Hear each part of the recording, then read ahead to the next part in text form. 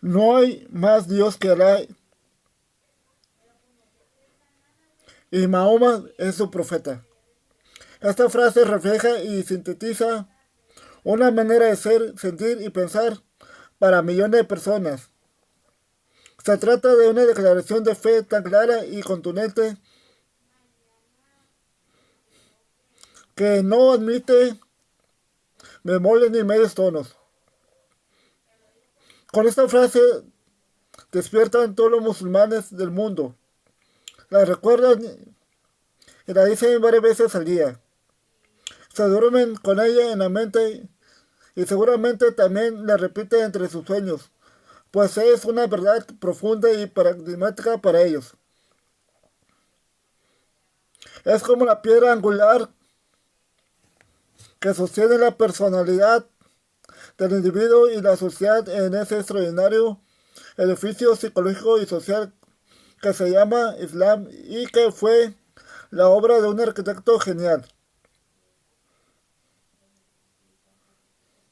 que se decía profeta o representante de Dios en este mundo, y que aceptó la misión de conducir a su pueblo desde la hondura de la miseria y la ignorancia hasta las más elevadas cimas de una cultura vigorosa y refinada.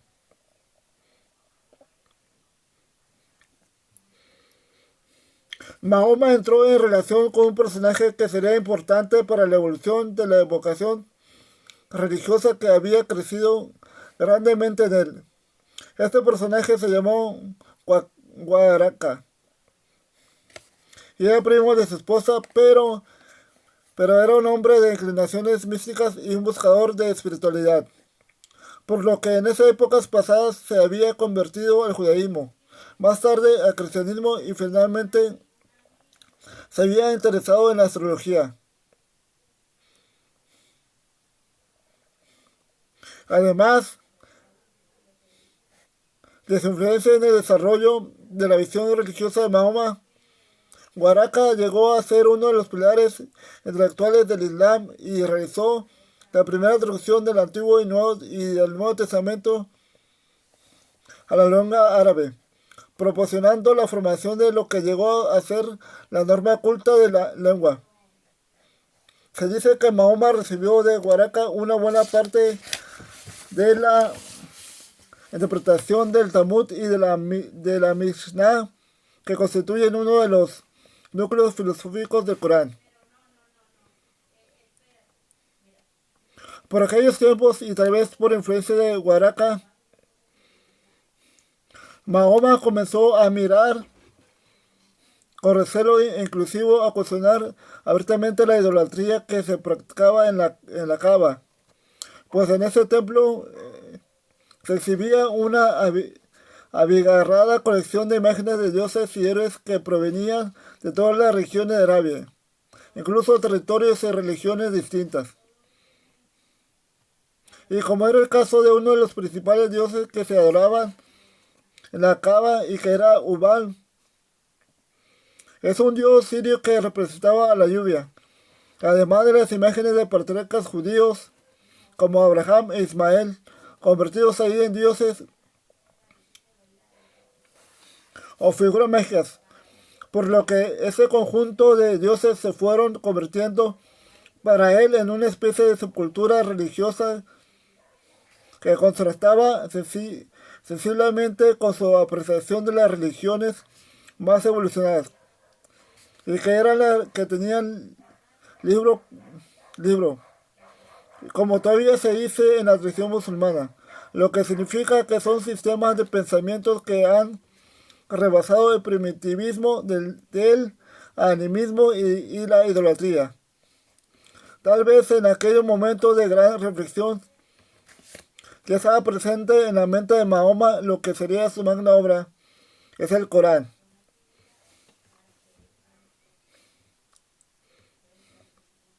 que daría a su pueblo la categoría de una cultura del libro como era el judaísmo y el cristianismo. Y en este proceso de profunda meditación, Mahoma llegó a la convicción de que la única verdad religiosa Tenía que ser aquella que había sido revelada a Adán al momento de su creación y que estuvo en él hasta su caída. Pues esa religiosidad no era propiamente el producto del pensamiento humano, sino la esencia misma de Dios, transfundida al hombre, por lo que no podría encontrarse la verdad sino en la intimidad del propio ser, donde se restablecía la comunicación con la esencia de la divinidad,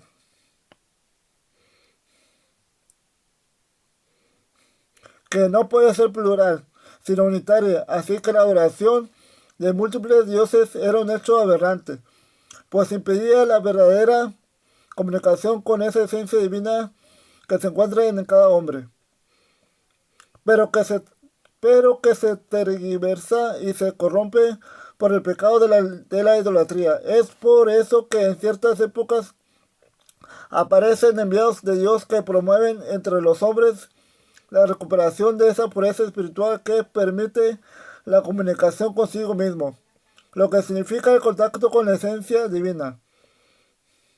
Mahoma consideraba como profetas a esta índole a Noé, Abraham, Moisés y Jesucristo. Ellos habían traído la verdad al mundo, pero sus seguidores habían vuelto a falsear esa verdad y corromperla con sus erróneas interpretaciones y la vuelta a la idolatría. Mahoma tenía 40 años cuando se le marcó su camino definitivo. En aquellos tiempos él pasaba todo el mes de Ramadán recluido en su cueva del monte Hira, dedicado al ayuno y a la meditación contemplativa. Pero una noche que se registra en los textos como al cuadro o decreto divino, Mahoma estaba tranquilo, acostado y dormitando, envuelto en su manta, cuando oyó una voz que pronunciaba su nombre. Se descubrió la cabeza para ver quién lo llamaba y no vio a nadie. Todo permanecía oscuro y en silencio, pero de pronto se proyectó sobre él una luz tan intensa que le hizo perder el conocimiento. Cuando volvió en sí, aquella luz permanecía, pero en medio de ella había un ángel que se acercó a él y sin decir palabras le mostró un trozo de tela en el que estaba impreso un texto en carácter arábigo.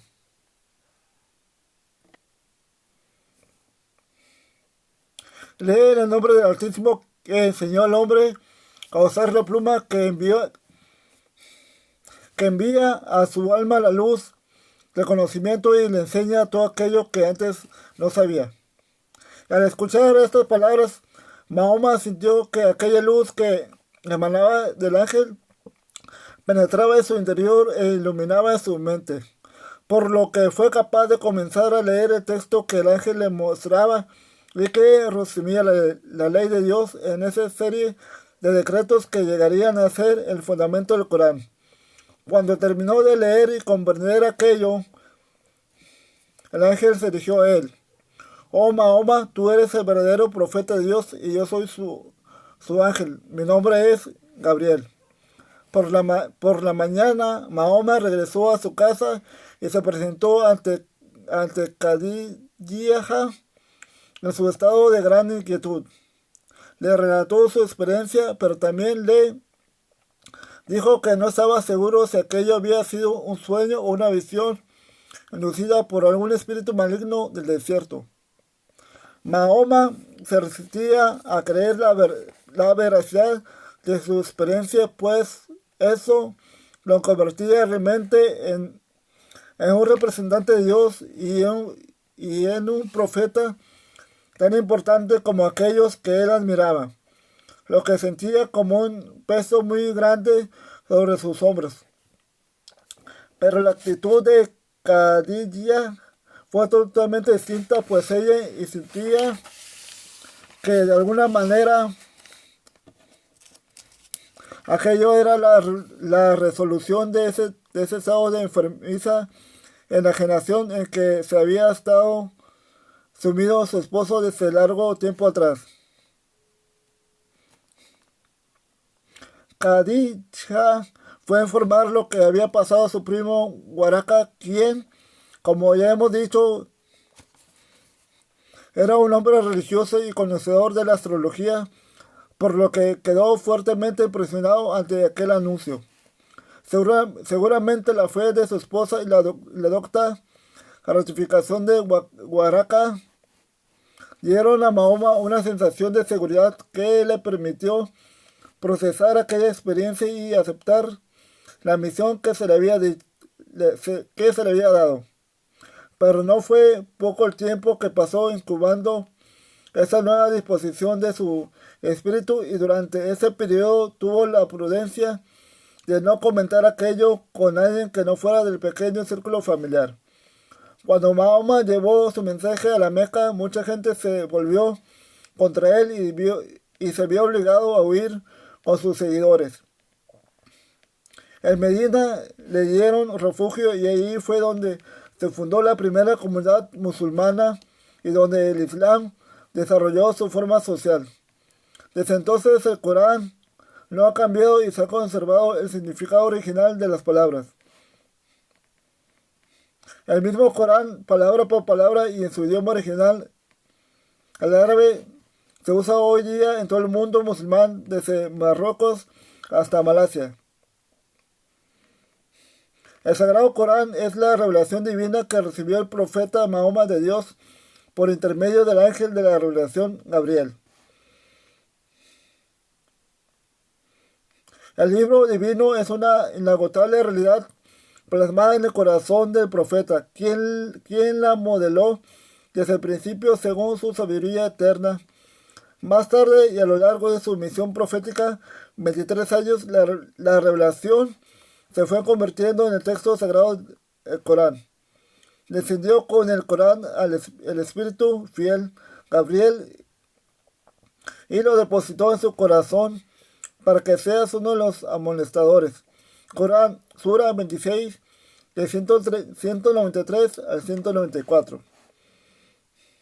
El profeta contaba con un grupo de escribas que aprendían todo pasaje nuevo que recibía del Corán, encargándose de plasmarlo en papel y recordarlo en sus mentes.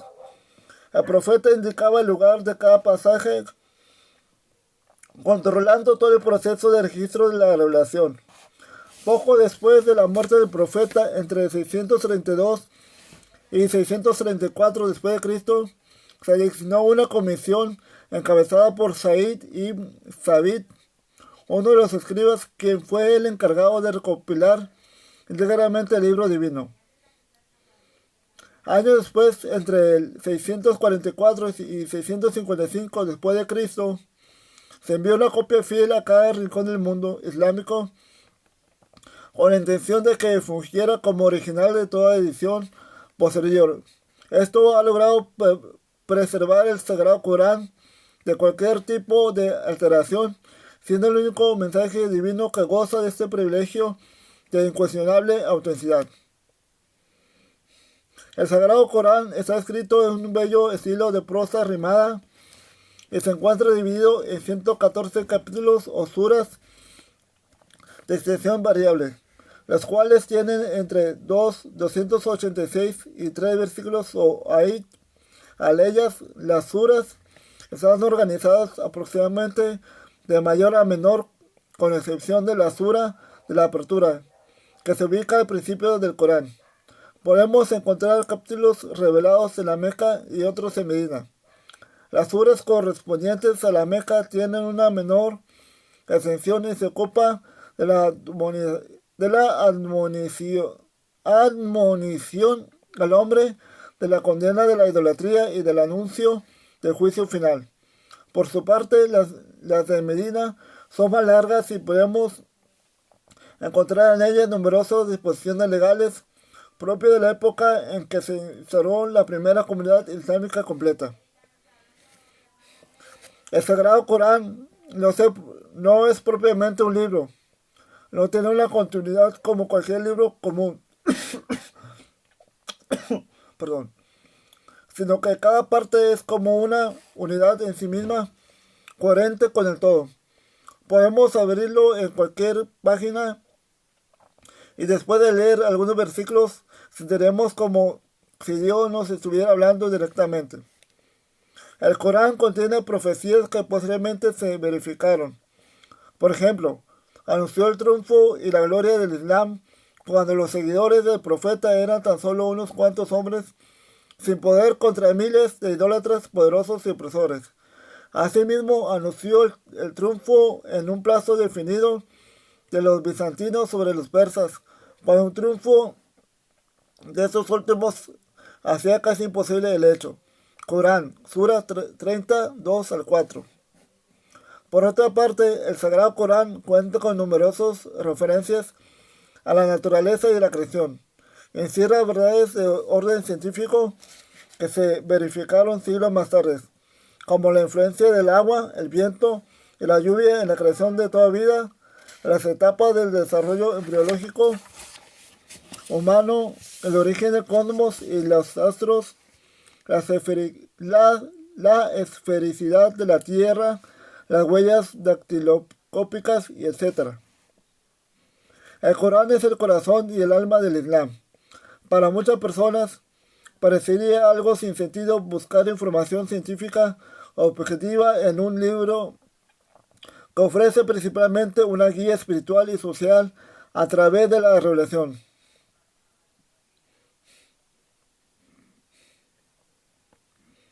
No obstante, en el Corán hay muchas leyes que contienen descripciones del mundo físico que son similares a la ciencia moderna.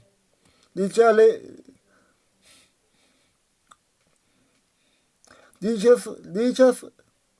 leyes abarcan una infinidad de temas, desde las grandes líneas maestras del universo hasta los mismos detalles de la vida en la Tierra. La gran diferencia entre el Corán y la ciencia moderna es la forma de acercarse al conocimiento. El enfoque científico consiste en aislar y analizar lo específico, mientras que la revelación coránica siempre hace referencia a lo específico en relación con y como parte de todo el conocimiento de la creación. El Corán describe lo particular para que el hombre avance en la comprensión de toda unidad, de todas las cosas y su lugar dentro de la creación. A la luz de esto, quizás descubriremos que cualquier observación detallada hecha en el Corán concuerde con los hechos científicos modernos. A los 15 años de la muerte de Mahoma, quedó compilado un Corán final, autentificado por los compañeros del profeta que estuvieron con él cuando sucedieron las revelaciones. Esto se hizo durante el califato de Usmán, en la ciudad de Medina, donde está enterrado Mahoma, el profeta.